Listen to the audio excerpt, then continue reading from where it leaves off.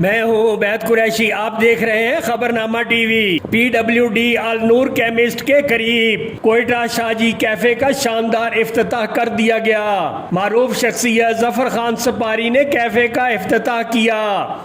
इफ्तिताही तकरीब में बड़ी तादाद में लोग शरीक हुए। लोगों ने जफर खान सपारी के साथ सेल्फियां बनवाई। खैर बरकत के लिए दुआ की गई। इस मौके पर वसीम गुज्जर, ख्वाजा औरंगजेब, चौधरी यासर, आसम मुगल, ऑनर सैयद ऐनुल्लाह, एहसानुल्लाह, अहमदुल्लाह, रहमतुल्लाह, नदीम अब्बास, कोयटा चनार, नसरुल्लाह खान, हमजा सरोजी, फवाद मुश्ताक डार, तंजील खान, बिस्मिल्लाह खान, वहीद खान और PWD के ताजरों ने भरपूर शिरकत की। फ्री डिलीवरी के लिए डायल करें 0305613268। देखते रहिए खबरनामा टीवी, पढ़ते रहिए खबरनामा मैगजीन। अक्कासी राजा साजिद, हमारा चैनल सब्सक्राइब कीजिए। शुक्रिया।